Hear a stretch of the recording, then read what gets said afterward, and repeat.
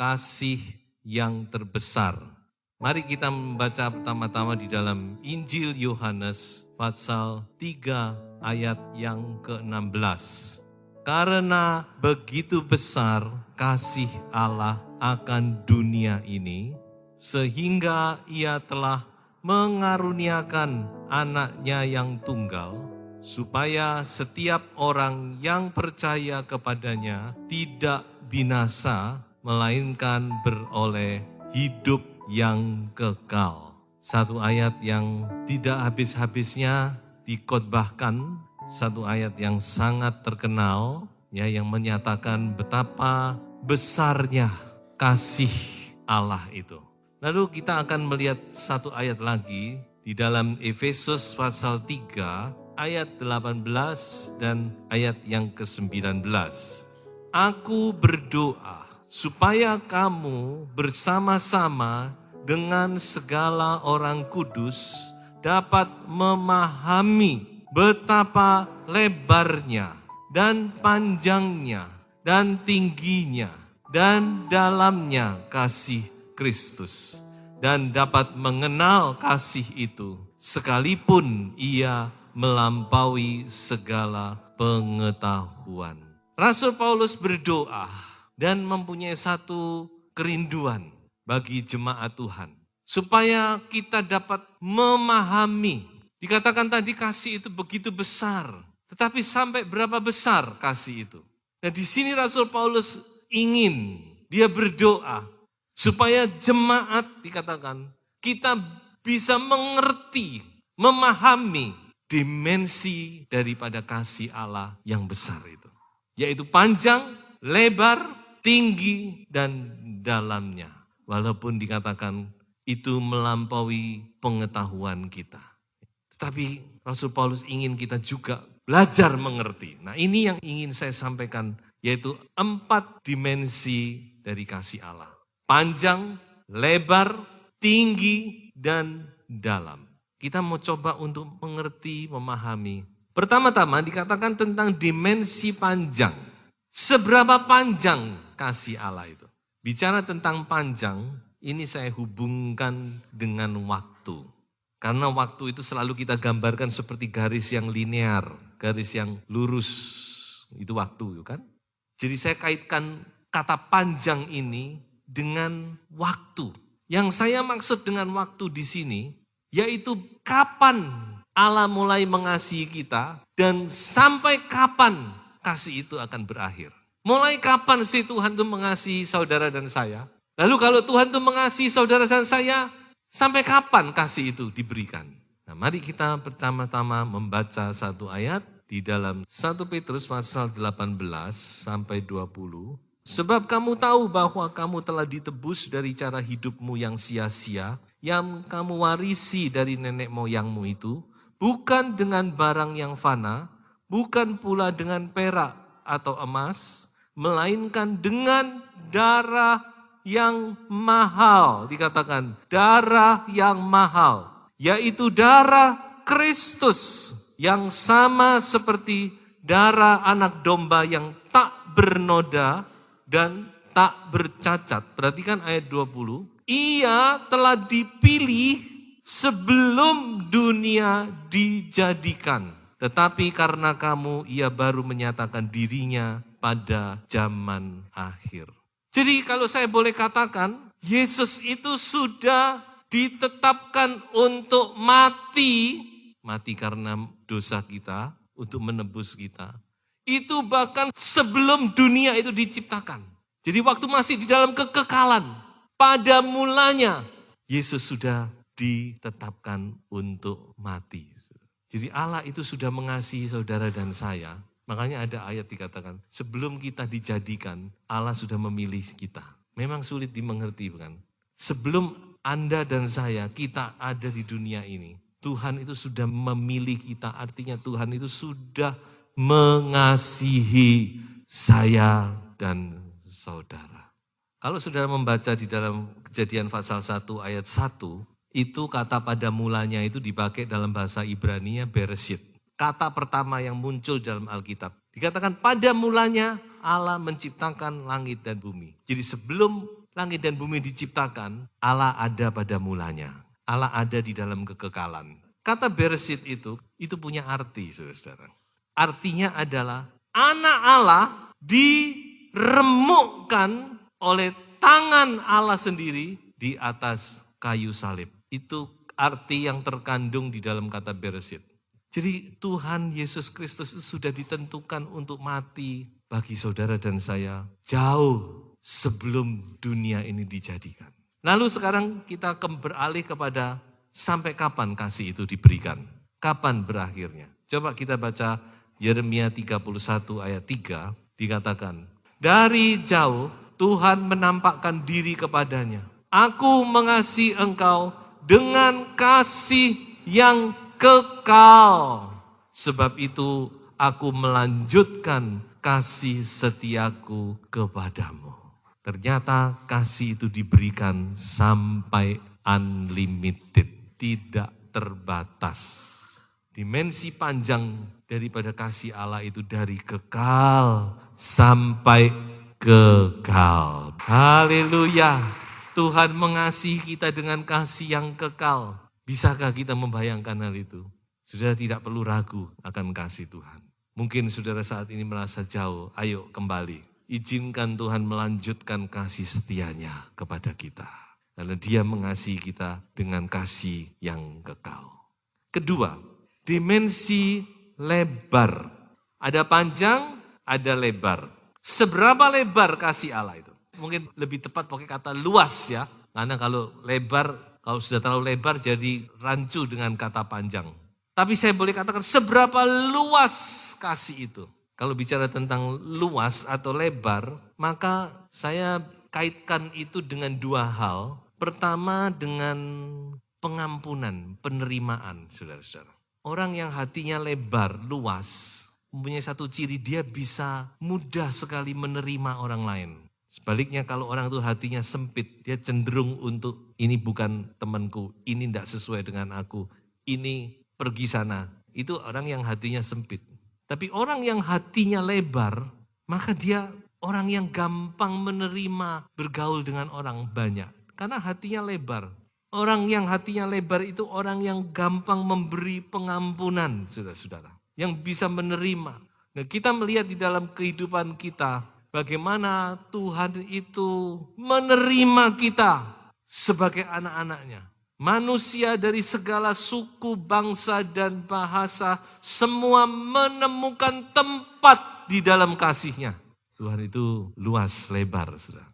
Makanya kita harus berpikir juga seperti Tuhan ya. Pikiran perasaan Kristus. Mari kita sekarang membuka diri. Dikatakan kasih itu lebar. Dan orang yang hatinya lebar, maka orang ini suka memberi. Dan memberi itu melebihi batas. Coba saya perhatikan ya. Orang memberi itu juga ada ukuran, tergantung dari bagaimana hati kita.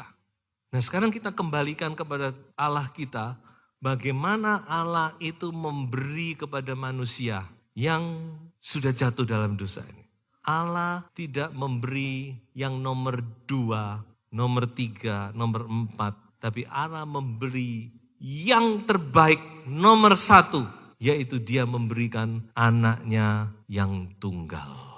Makanya dikatakan tadi, begitu besar kasih Bapa karena Dia memberi anaknya yang tunggal untuk kita. Ini kasih yang dinyatakan, kasih yang lebar, yang bisa merangkul segala golongan.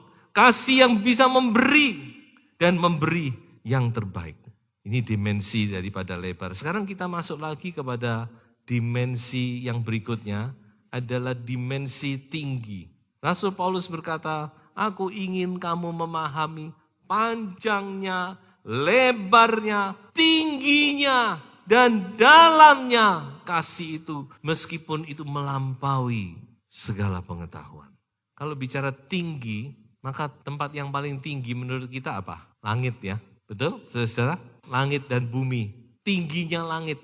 Nah itu juga ukuran daripada pemazmur. Coba kita baca, Mazmur 103 ayat 11. Tetapi setinggi langit di atas bumi, demikian besarnya, atau saya boleh pakai istilah demikian tingginya, kasih setianya atas orang-orang yang takut akan Dia. Setinggi langit di atas bumi. Itu kata pemazmur. Tingginya kasih Allah itu bukan cuma setinggi langit, tetapi mencapai tempat yang lebih tinggi dari langit.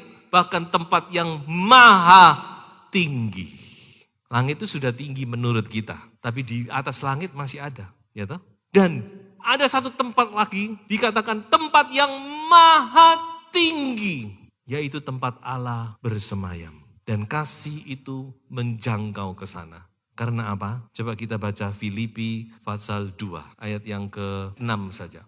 Yang walaupun dalam rupa Allah, ia tidak menganggap kesetaraan dengan Allah itu sebagai milik yang harus dipertahankan, melainkan telah mengosongkan dirinya dan mengambil rupa seorang hamba dan menjadi sama dengan manusia. Kasih itu sudah menjangkau tahta Allah. Buktinya apa? Yesus yang ada bersama-sama dengan Bapa di dalam kekekalan, yang ada di pangkuan Bapa, yang memiliki persekutuan begitu dekat dengan Bapa, yang setara dengan Bapa, dia harus turun ke dunia, menjadi manusia dan mengambil rupa seorang hamba. Sudah bisa tangkap enggak apa yang saya sampaikan? Jadi kasih itu ukurannya bukan cuma setinggi langit. Ayat itu tidak salah dan secara umum bisa diterima. Tapi kalau saudara renungkan, kasih itu ukurannya bukan langit tapi sorga. Karena Yesus turun bukan dari langit, tapi Yesus turun dari sorga ke atas bumi. Dia yang setara dengan Allah Bapa. Dia mau menjadi manusia, bahkan mengambil rupa seorang hamba. Allah yang tidak terbatas menjadi terbatas. Allah yang tidak dibatasi oleh ruang dan waktu. Masuk menjadi manusia yang dibatasi dengan ruang dan waktu. Allah yang ada di tempat yang maha tinggi. Anak Allah yang setara dengan Allah. Dia mau menjadi manusia. Itulah tingginya kasih Allah, saudara-saudara. Sebab itu ada satu ayat yang ingin saya sampaikan. Ayat ini harus saudara ketahui. Karena ini ayat kembarnya Yohanes 3 ayat 16. Ayat itu adalah 1 Yohanes 3 ayat 16. Demikianlah kita ketahui kasih Kristus, yaitu bahwa ia telah menyerahkan nyawanya untuk kita. Jadi kita pun wajib menyerahkan nyawa kita untuk saudara-saudara kita. Mengapa saya katakan ini ayat kembar? Sebab kalau di dalam Injil Yohanes 3 ayat 16, yang disebut di situ adalah kasih Allah Bapa. Lebih ditonjolkan di situ kan? Karena demikian besarnya kasih Allah Bapa sehingga ia menyerahkan anaknya yang tunggal. Maka di dalam surat 1 Yohanes 3 ayat 16 yang ditonjolkan di sini adalah anak itu sendiri. Kristus yang diserahkan itu, yang menyerahkan dirinya itu juga adalah penuh dengan kasih. Jadi ketika Abraham mengorbankan Ishak, yang hebat bukan cuma Abraham saja, tapi Ishak juga hebat. Ya, sebagai anak yang sudah mengerti menginjak remaja, tapi tidak sedikit pun dia protes, tidak sedikit pun dia lari. Ketika dia diikat, ketika dia ditaruh di atas kayu, pernahkah saudara gambarkan itu? Tapi Ishak menyerahkan diri, pasrah, seperti Yesus. Bapak, kalau mungkin, masih mungkin, lalukan cawan ini. Tapi kalau aku harus minum, kehendak-Mu saja yang jadi. Dia menyerahkan nyawa. Dia di tempat yang maha tinggi jadi manusia itu sudah satu hal yang luar biasa, bukan? Tapi dia sebagai manusia menyerahkan nyawa. Dimensi yang keempat adalah dimensi dalam. Seberapa dalam kasih itu, saudara. Kalau tadi kita lihat dimensi tinggi, sekarang kita akan lihat dimensi dalamnya. Seberapa dalam kasih Allah itu. Saya katakan kasih itu adalah kasih yang turun, kasih yang mencapai tempat yang paling rendah, paling dalam, paling kelam sekalipun. Yesus menjadi manusia, dia bukan cuma menyelamatkan pada umumnya orang, tapi dia juga mencari orang-orang yang ada di lembah-lembah yang dalam. Dia cari perempuan Samaria yang sudah terpuruk, tidak berani menemui manusia lagi. Menghindar dari manusia karena dia merasa dia sudah jatuh di lembah yang paling dalam. Yesus datang khusus menunggu perempuan ini datang. Yesus mengangkat wanita yang tertangkap zina. yang sudah tidak berdaya, dia angkat, dia pulihkan. Dan sampai sekarang karya Tuhan itu masih sama. Tuhan masih mampu membawa orang yang sudah masuk dalam jurang, masuk dalam rawa, seperti dikatakan oleh ayat. Orang-orang yang sudah terpuruk, yang sudah tidak berdaya, tidak ada tempat untuk berpijak. Tuhan datang ke situ, dia angkat. Kasih itu mencapai hal-hal, mencapai tempat-tempat yang paling dalam sekalipun. Sebab itu kalau mungkin di antara kita merasa saya tidak berlayak. Mungkin kasih itu bagi orang lain, tapi hidup saya terlalu kelam. Hidup saya terlalu gelap. Saya mau katakan kepada Anda, Tuhan bisa mengangkat kita kembali. Karena kasih itu mencapai tempat-tempat yang paling dalam. Salah satunya adalah Rasul Paulus. Ketika dia belum mengenal Tuhan, dia menjadi pembunuh, penyiksa, penjahat. Sehingga ketika dia mengenal Tuhan, dia berkata, di antara orang yang berdosa, aku orang yang paling berdosa. Tapi Tuhan angkat aku. Adakah di antara saudara yang merasa saya ini orang yang paling berdosa? Saya katakan kesempatan kasih itu mengangkat saudara kembali. Mari kita sambut kasih itu. Betapa besar kasih itu. Kasih yang tidak bisa kita mengerti dengan pikiran kita. Makanya ayo sekarang dengan kita melihat kenyataan ini, pikiran kita yang harus kita sesuaikan dengan Tuhan. Bagaimana sih Tuhan?